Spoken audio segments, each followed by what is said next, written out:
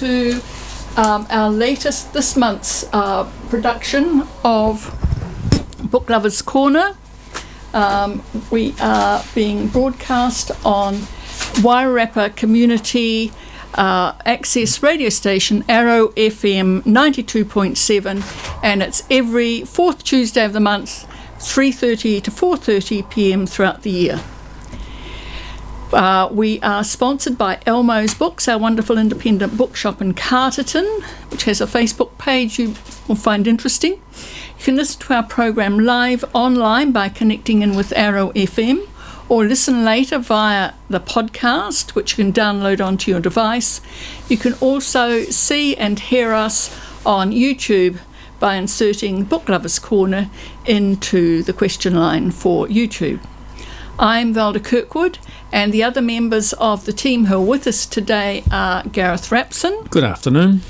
Sue Lawrence. Hello. And our special guest today is Anne Jackson from the Wairarapa Library Service. Hello. And today's program, we're going to initially have a discussion on books that have come up in the last month.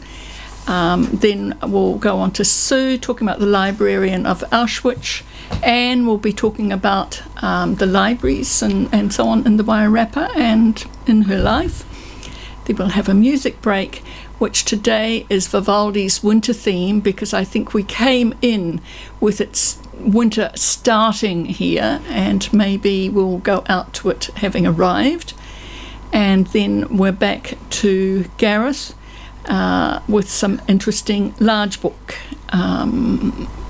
to talk about. So, Sue, how's Elmo's this last month? Anything of interest? What's been flying out the door? Anything in particular? I didn't do my research, no. I have to confess. We had Booktown, which Gareth's going to talk about, I think, and that was a massive distraction, injection, whatever, in the book trade. Mm. Thank you. Well, Gareth. The Booktown at Featherston.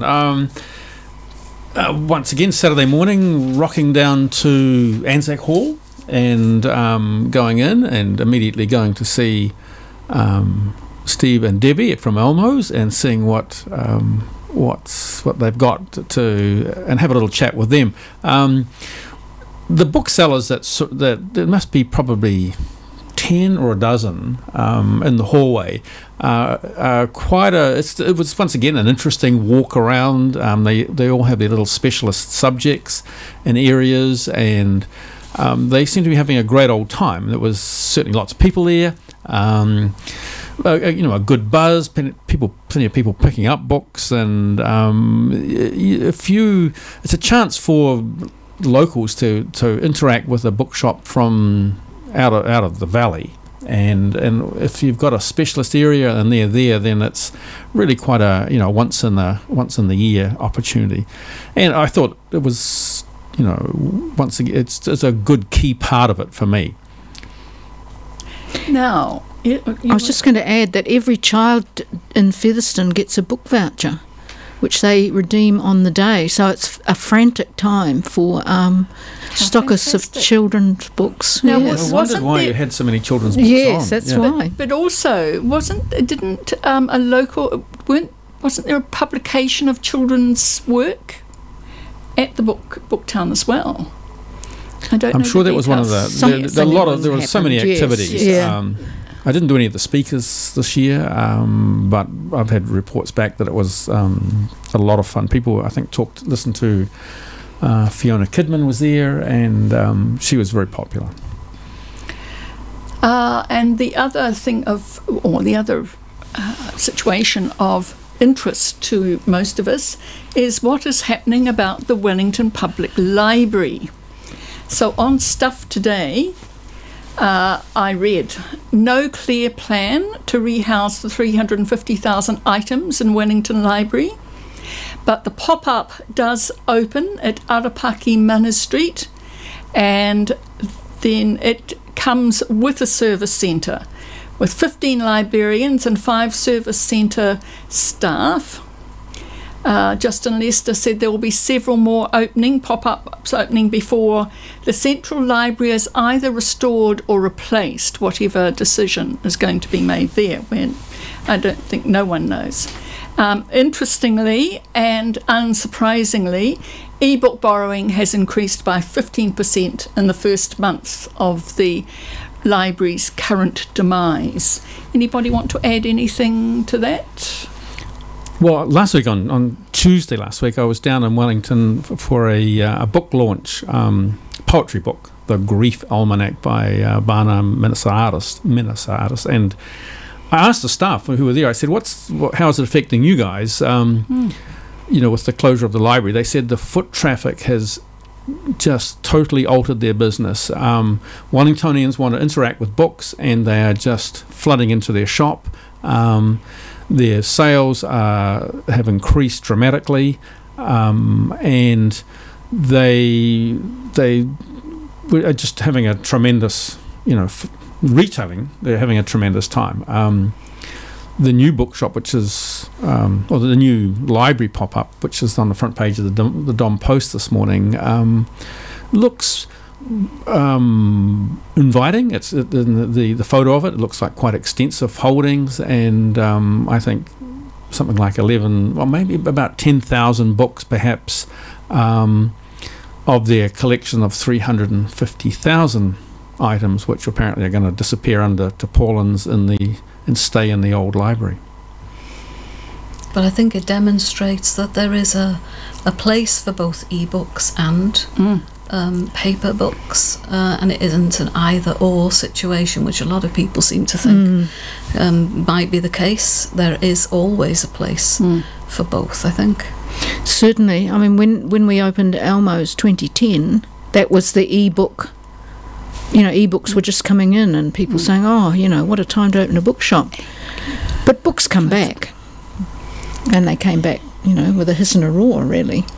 And you also mentioned, while we were preparing for this, before we came here, that you'd been to the Martinborough Library as well. Oh yeah, I was over there actually for a funeral, and but had a chance to pop in, and I was commenting to Anne how the citizens must be really happy. I mean, it's bright, it's new, the layout is inviting. It's when you consider what they had experienced for the years beforehand, a massive step forward. And I think we've got some very, very happy book readers in Martinborough now. And of course the opening hours have changed because there's a cafe there next to the library, and so it seemed sensible to open the library for a little bit longer on Saturdays. And I think because the cafe is open, and so it's improved the library's service as well, and the staff are loving it. They just love it. Isn't that fantastic? Great. Yeah, it's a beautiful building. I've yet to go. Have you been, Sue? Yes, I have. Yes. I didn't go to the library. I was looking for directions, and I thought, information centre. And it's quite imposing. It's grand. Oh, well, I must get out there. Got a friend coming up from Wellington this weekend, so we might tootle to Martinborough for a coffee and take the new library in. And I see Greytown's extends its hours on Tuesday. Yes. Any feedback on that? Yes, we've heard back from a few people. They've now got feedback forms. We've all got feedback forms for the community to actually tell us what they want and what they like. Certainly Martinborough have had at least 4 feedback forms, and it takes a lot for somebody to actually write down, take the time to write down, and they are so thrilled with the new opening times. And Greytown's open until 7 on a Tuesday, Featherstone is open until 7 on a Thursday, and so we did that because Carton is open till 4 on a Saturday, and it gives customers a better choice of times to actually use the libraries, and we're just getting really positive feedback. I think it'll really attract commuters, who are working in the city in particular, and now got a chance during the week to pop down and pick up a book. Just brilliant. And 2 things that I've picked up from my podcasting and talking about libraries, there's a program that you can actually see on YouTube called Live from the New York Public Library, and it's an ongoing series of conversations and performances hosted by the New York Public Library since 2005. So it's been going for nearly 15 years, and they have guests like Seymour Hersh, Tina Brown, Spike Lee, Umberto Eco, Jay-Z, Salman Rushdie, and Werner Herzog, the cinema man, and many others, of course. And they talk about a range of things: literature, art, popular culture, philosophy, music, you name it. And the guy that runs it or organises it, directs it, is a guy called Paul Holdengruber, who I heard interviewed on a favourite podcast of mine, which is Late Night Live by Philip Adams on Australian Broadcasting Corporation, ABC. And he said the metaphorical goal he has for this program is to make the library's stone lions roar. And I just thought that was a lovely image.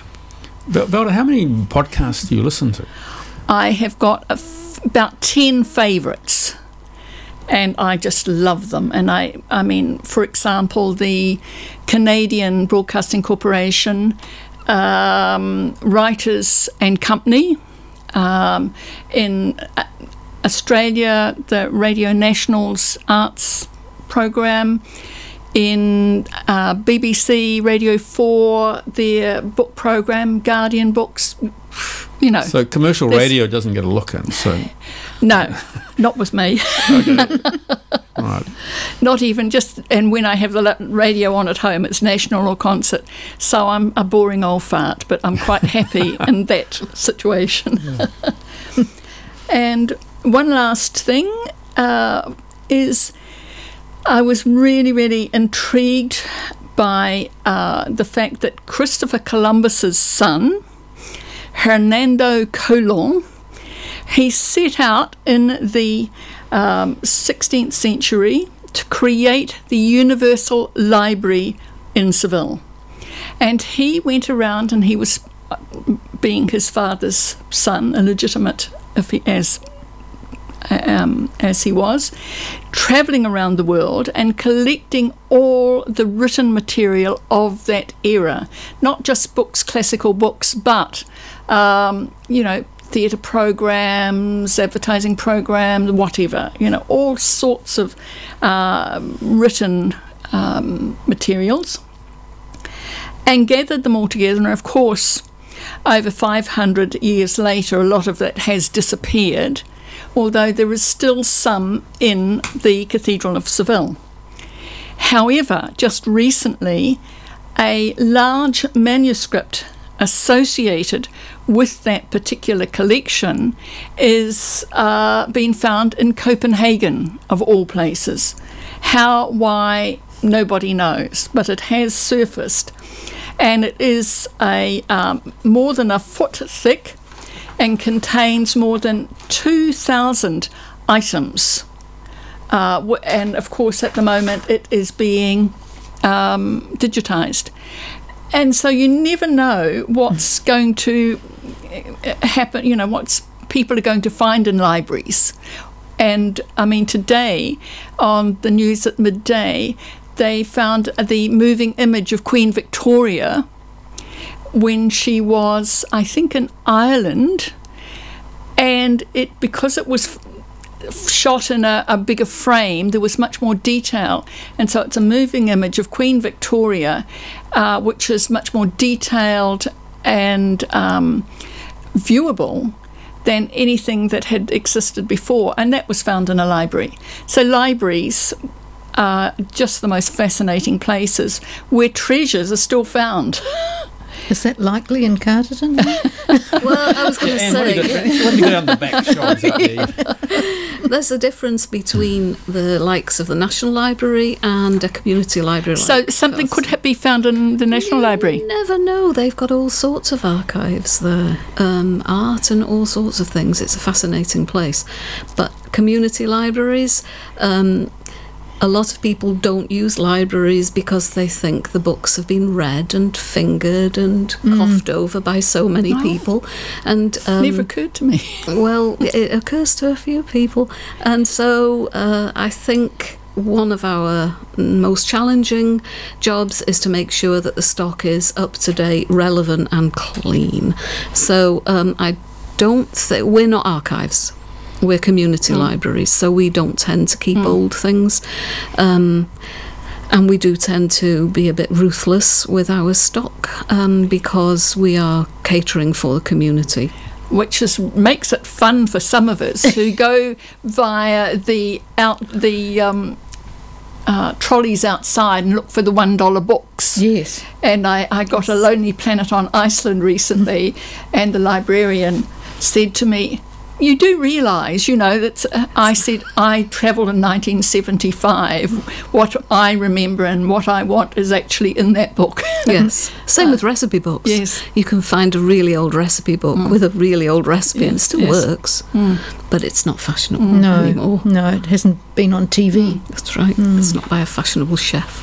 And so we're actually now going to segue into another librarian. Over to you, Sue. We are.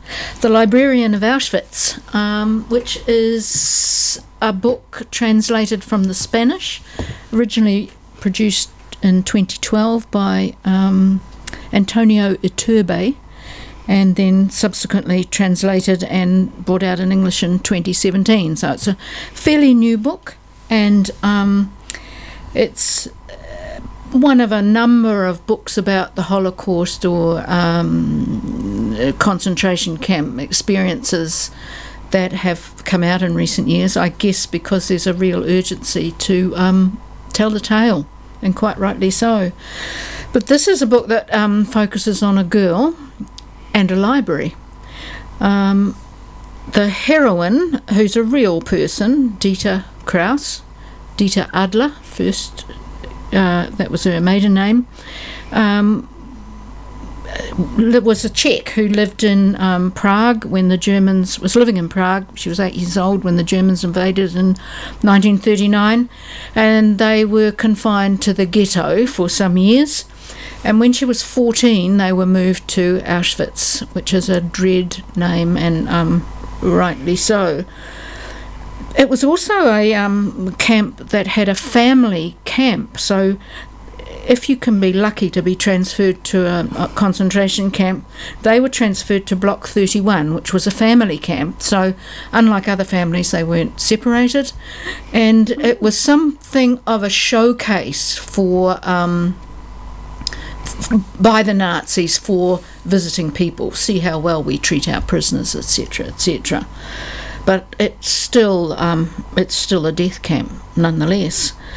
In the camp, she meets Friedrich Hirsch, who was a real person, a German Jew, who was the director of Block 31, and as part of his responsibility, he ran a school, and also, unbeknownst to the Germans, they had a library. Now, this library was tattered and torn. It consisted of 8 books.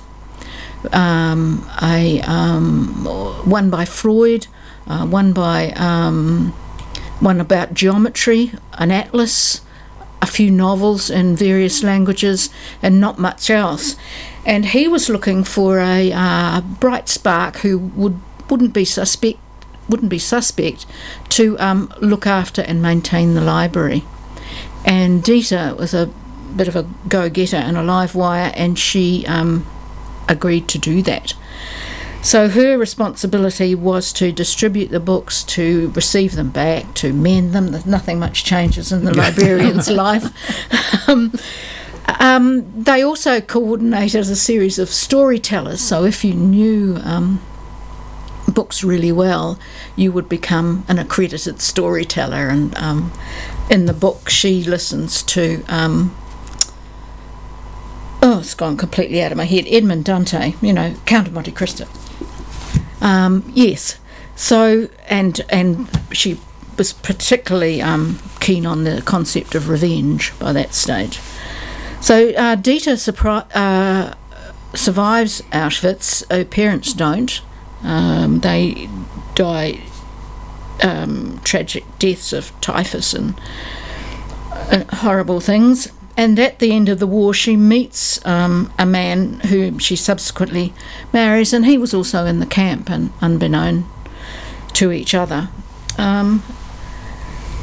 This terrible story also contains a number of other stories, and also includes real people like Joseph Mengele, the doctor, Adolf Eichmann, who was pursued by the Jews to Argentina and subsequently executed.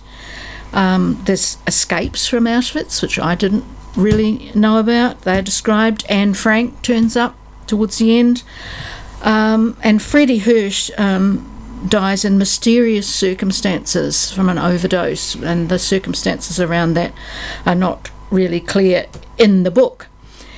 But Iturbe is a journalist, so he's done a lot of research. This book is a result of interviews with Dieter. He's researched and provides some footnotes to some of the key characters, players, some of the key people. So that probably explains why there's sort of a number of stories within this story, but the real focus is on Dieter. It's a story it's a book also that is for teenage readers, which might be somewhat surprising, but it's a story that needs to be told to young people, and with a young heroine, or central figure rather than a heroine, it's probably got quite a bit of appeal to younger readers, and despite the horrendous subject matter, it's told with an air of there's a distance between the way the book approaches the subject. It's written in the present tense, which you think, oh, it gives it an immediacy, but it also means that some of it's through Dieter's eyes, and some of it's a bit like The Book Thief. There's an omniscient narrator who sees all, knows all. Plenty of harrowing events, though, particularly towards the end. It's particularly trying when things were breaking down, the Nazis were losing control, and the numbers being railroaded into the camp and out through the ovens was just horrendous, and that became the major focus, and the whole system of the camps broke down, and it became quite terrible at the end. But nonetheless, it's a story of survival. It's important for young people and adults to understand these terrible events. When Dieter was in the camp at around 13, 14, she's the same age as many of the readers, so I think it's important. There's a connection there across the years, and I think children have a perspective on what's going around them that enables them to be a little bit detached and just focus on what concerns them rather than what might concern them coming up. So it's a really memorable story of survival, but also of the power of books to help people get by and have their lives enriched. And the maintenance of the library, as appalling as it was extremely important to the whole functioning of this part of Auschwitz. Which, unless somebody's got something to add there, segues right into you, Anne. I think Anne Jackson from the Wairarapa Library Service. Well, yes, I came along to talk about libraries and why I love libraries and why I work in libraries. And I think you just said it all, really. First of all, I got the best job in the world, I think. And I have worked in the UK. We came out to New Zealand in 2011, and I have worked for 15 years in prison as a library manager, and never really considered a career change into public libraries because I thought it might be a bit boring compared to prison, because as you can imagine, it's quite different, really. And I was wrong. I first of all applied for the job at Carterton, having looked at the outside of the building before it opened and seeing the blend of the old with the new, and just fell in love with it. It is an awesome place to work. And also, isn't it the oldest Yes. building that's been used as a library since its inception? Yes, back in it's- 1860. 1850 something. 18? Yes, it is. It's the oldest, we believe, the oldest working library. So it's Which is fantastic. it is, and it's beautiful. And libraries change lives. Books change lives. The library is a place of social equality, where everyone is welcome, everyone is treated the same, everyone is welcomed into what we shouldn't really call our space, but we do. The staff of libraries love their libraries, which made me wonder why we are drawn to work in libraries, and I think it's the kind of people we are. I think everybody who uses libraries would say that the staff are helpful, they go the extra mile, nothing is ever too much trouble for them, and I think that's probably just because the kind of people we are. And we provide entertainment, we provide education, escapism, amusement, all in books and other methods. And I always remember putting up a poster in the prison, one of these posters, supposed to inspire people to change, and it was a picture of somebody reading a book, and the motto underneath it was "Escape in a book." I had not thought it through. I had not thought it through. It was the most requested book, and I had to explain over and over what the poster meant. Didn't have a file inside it. No, they kept asking for The that. Shawshank yes. Redemption. It was the little hammer, wasn't it, in the book? Yeah. But it's true, people can escape in a book. The librarians know their community. We know our regulars. People who don't use libraries don't get them. As soon as somebody comes into a library, I think the space is different, and they soon fall in love with them. We tend to lose our readers at a certain age, but they generally come back. And our young adults... What age would that be, Well, Anne? traditionally, teenagers don't tend to read books. They're too busy doing other things, and they have interests in other things. Our young adult section is doing very well. We do have a lot of teenage readers, but we also have a lot of our adults choosing teenage books for the very reason that you just outlined. A lot of our young adult books are being borrowed by adults, which is great. And we've recited our young adults to be closer to the adult section, so it doesn't look like they have to sneak across. They can go in and be welcomed there. We know our regulars. Staff will actually pick a book up and think, such a body would really like that. I'll just slip it to one side, and when they come in, it's ready for them. We welcome people like family, and it doesn't take us long to know people. It may surprise people to know that actually library is one of the most dangerous places in council to work. Apparently, because anybody can come in, and the people think that they can voice their concerns and opinions, and It's like the public forum. it is. And you've experienced that. Oh at Carterton. yes, frequently, but that's okay. Yeah. There's that's people okay. sounding off at the librarians. Yes, about all sorts of things. Most times not to do with the library either, but that's all right. I would imagine if you okay. had, people with experiencing some some mental health issues who Yes. might want to vent on it, Yes. because it's captured them, and they're, And sometimes we can point them in Yeah. the right direction, where somebody to help or something to help them. And libraries are more than books. There's DVDs, but there's people quantify libraries' worth by how many people go in and borrow books, and it's not all to do with that. We have events, we have education, we have live alpacas we had last week. We had the simultaneous story time across New Zealand and Australia, alpacas with maracas, and I'm not sure anybody else had live alpacas, but we did. They weren't shaking maracas, but I've got a friend who takes his dog, his Alsatian, to a library for no other reason, and they curl up on a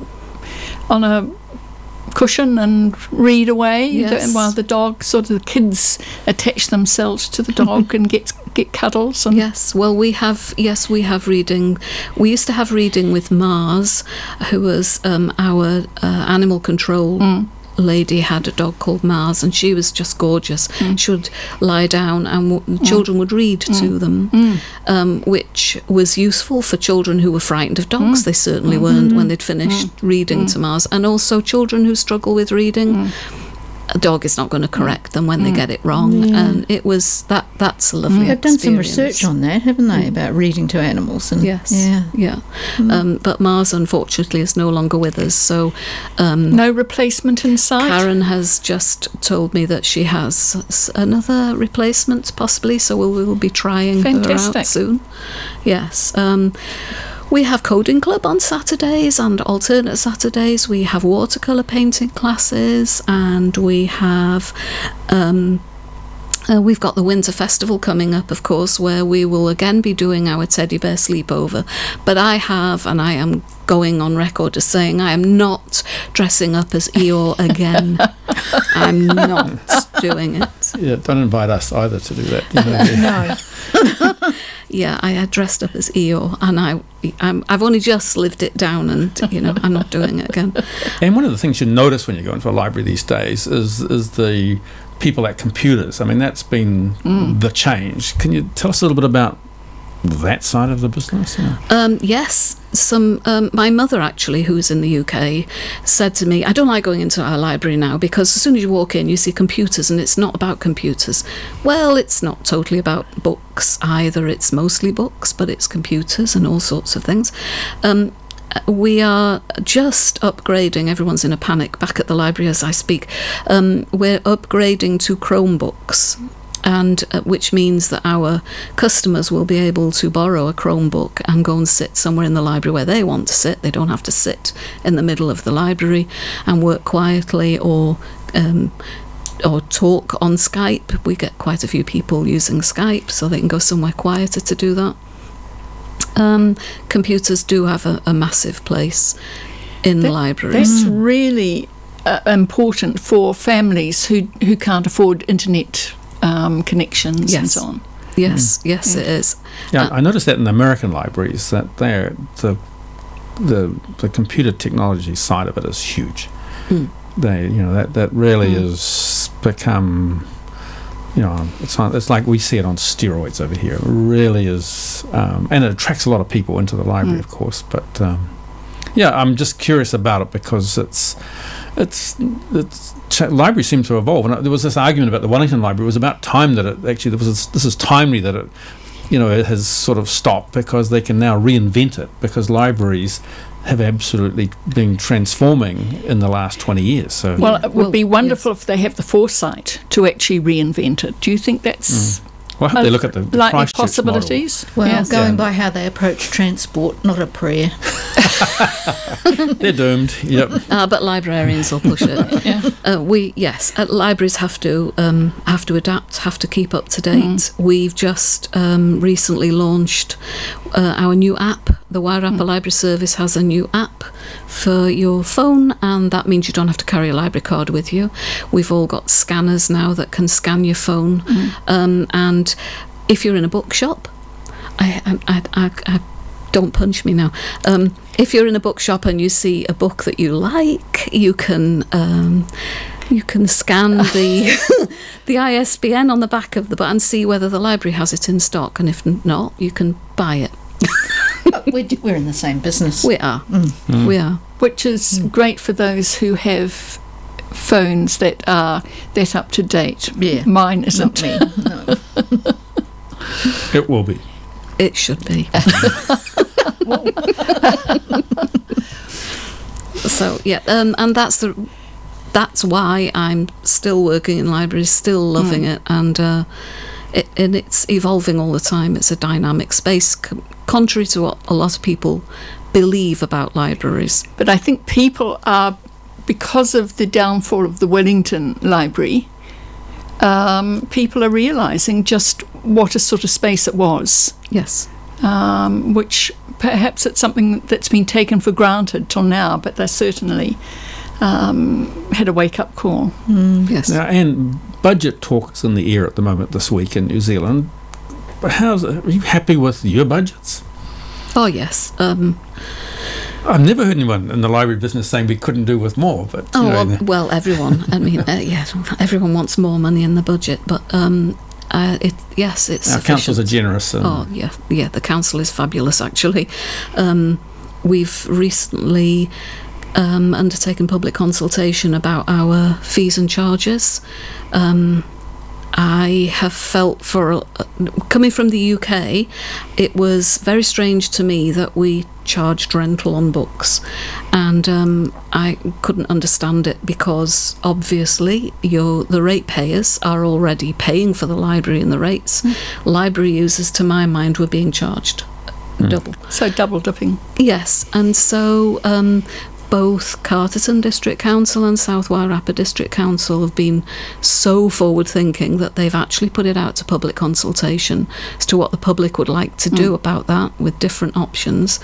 And I think that's absolutely tremendous, because if it goes ahead, we will be the first free library in New Zealand, because although some libraries say that they don't charge, they do charge for bestsellers or the new book. When I arrived up at Carterton 7 years ago, I could not believe only 50 cents for a book, whereas I was paying $3 See, for a don't book. say that, because we're trying $3. No, we're at the library that I was at.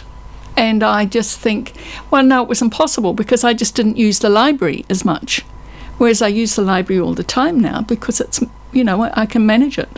But so I think, and there'll be people who are on small fixed incomes or who have large families, that's going to be a godsend. Yes, we have retired people who read 6 books a week. Yeah. They can't afford to buy 6 books a week. And it's their main pleasure, and I feel very passionately about that. And also about overdues fines on children's and young adults. I would like to get rid of those. I'm not supposed to say. We've commented before on the fact of ratepayers really, to get value for their rates, should visit the library once a week, and it's a no-brainer. We paid for it, so. But Velda, I think we're going to music, if that's okay.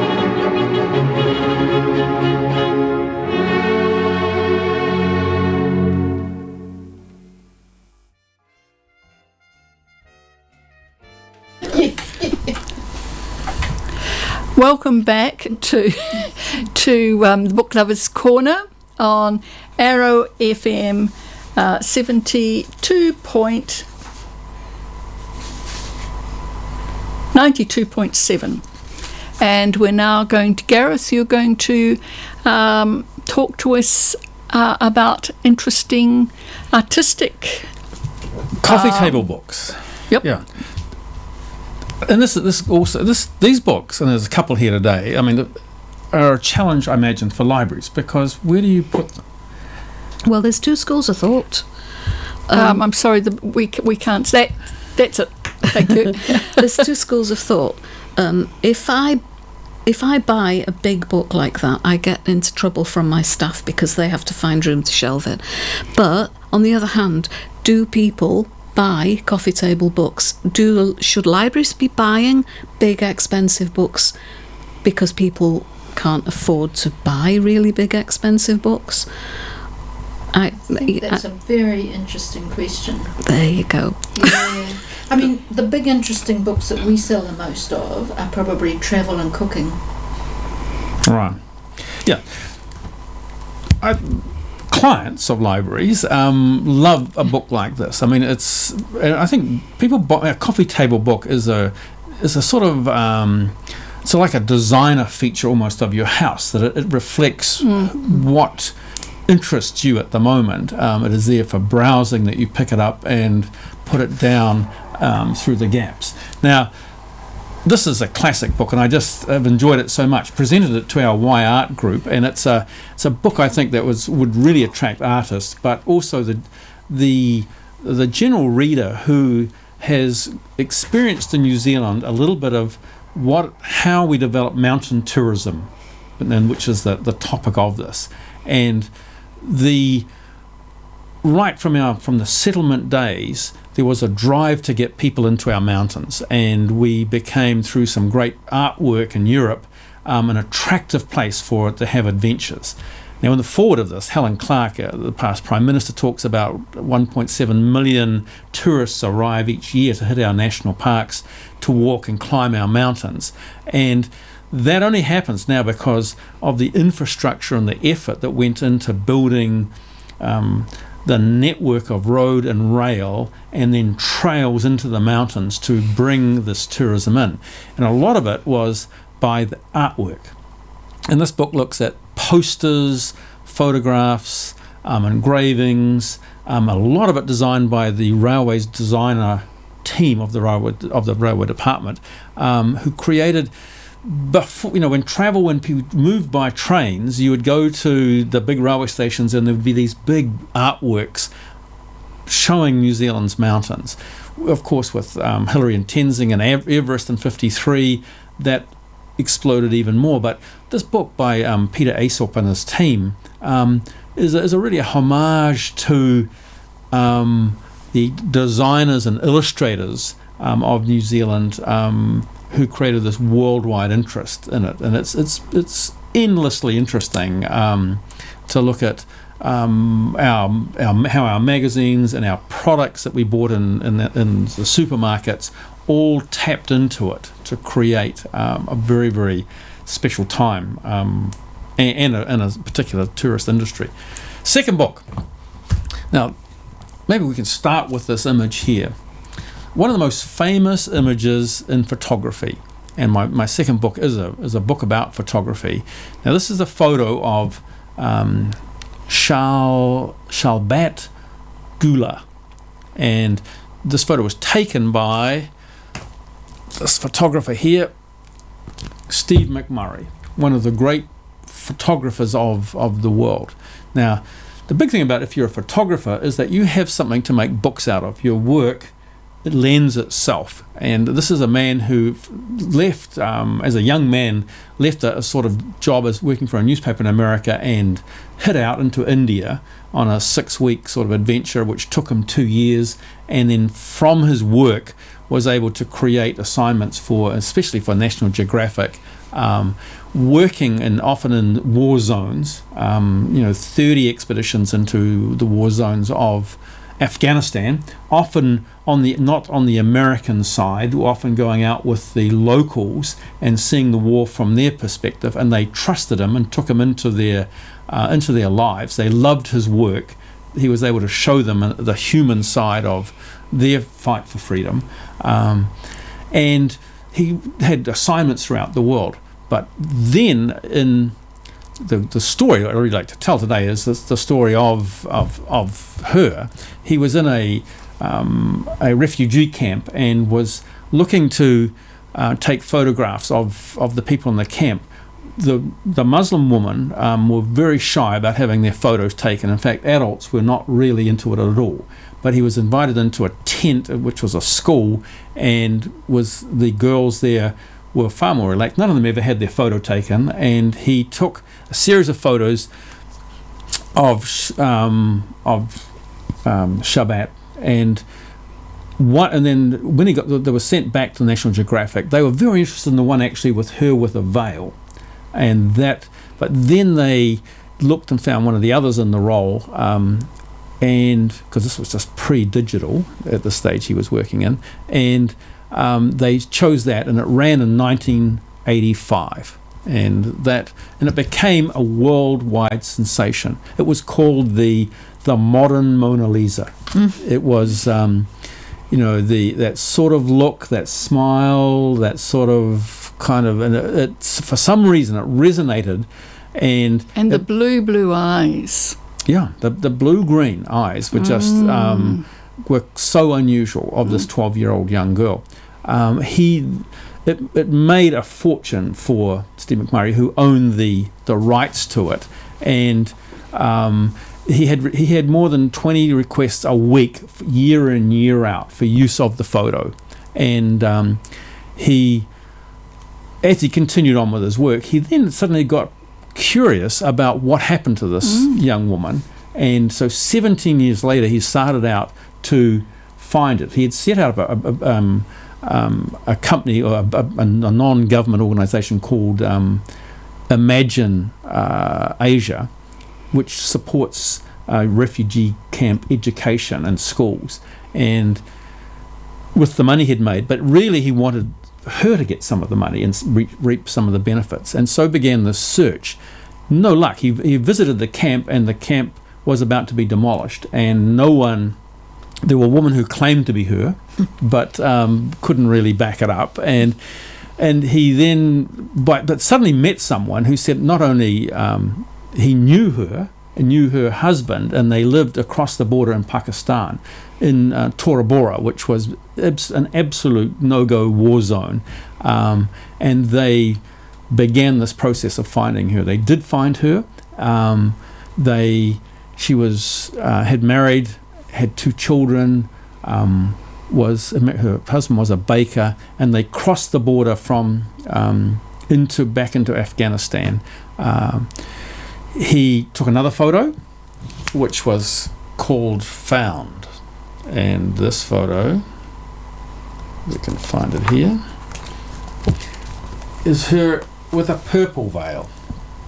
Now this is 17 years later. Wow. She now looks. This but is a she's woman only who's 30. Yeah, but she now looks. Yeah.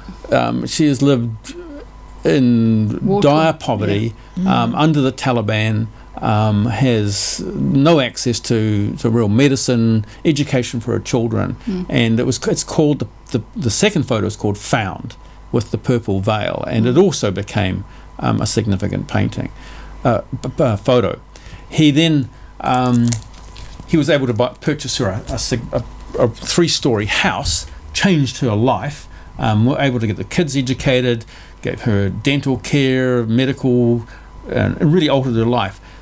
She then had to actually move back into Kabul, but the government, the president of Afghanistan, gave her a house, and so her life has continued at a far better level.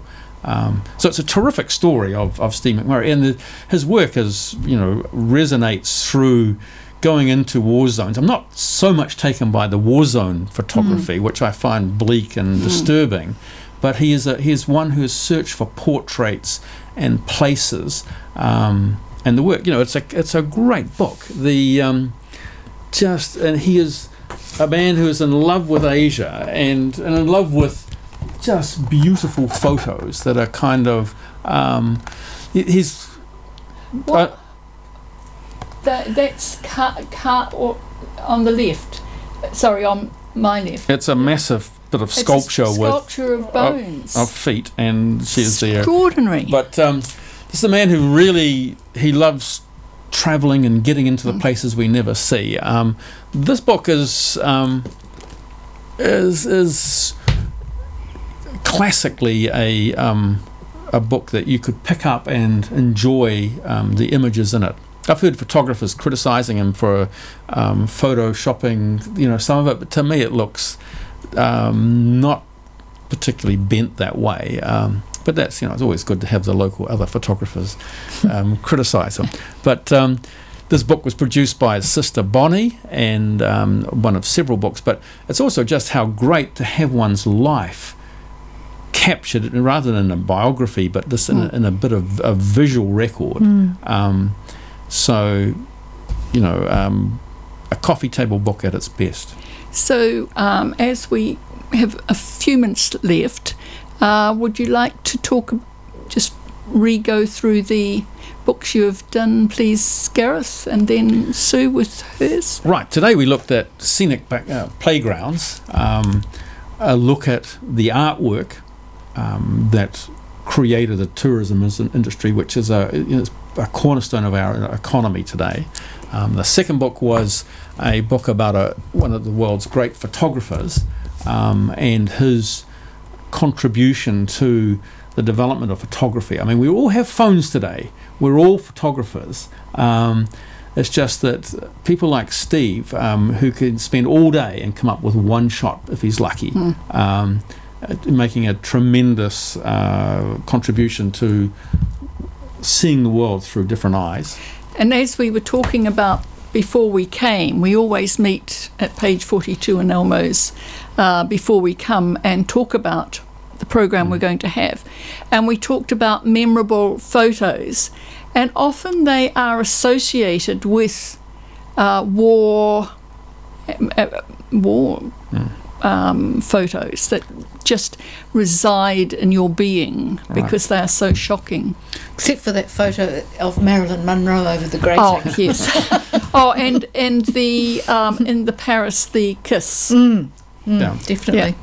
Probably to conclude with this, it's really just cutting back to libraries. I asked Kathy, the librarian at Greytown, if she had anything to support that. She was able to produce this National Geographic, which was the 125 years of great photography, and on the cover they chose to pick that image. And also, what date was that? People might like to look back through their piles of National Geographic. That's 2013, so that's 15 and 13. That's 28 years later. But people do keep their National Geographics. But the library is also able to produce this from the Sunday Star Times, which was the story of the finding of Shabbat.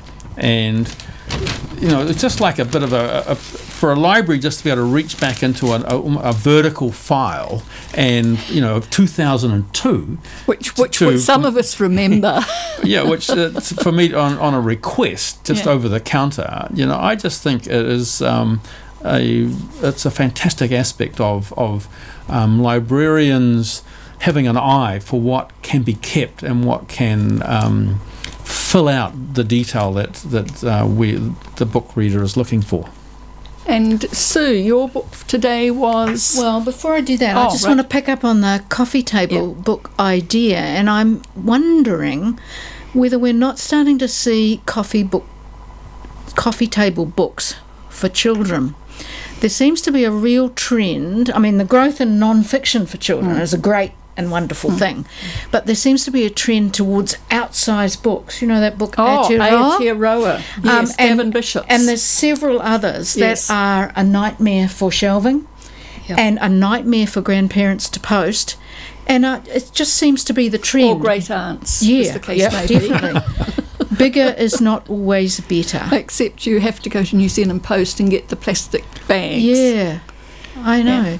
But it's just something to keep our collective eye on, I think. Well, talking about Gavin Bishop's Aotearoa, I note it's on Page and Blackmore's bestseller list now for several months in a row, and it has been extraordinarily well received in ways I have known nothing else by all the families of my great nieces and nephews. Cool. Good. And so, last word. Oh yes, last words. With the Librarian of Auschwitz recommended as one of those books to be read by young people and adults. Well, thank you. That's us for this month, and we look forward to being here in a month's time. And so thank you, Gareth. Thank you very much, Anne, for your librarian perspective. Thank you, Sue, and goodbye from all of us to you, the listeners. Goodbye. Right. Thank you for having me.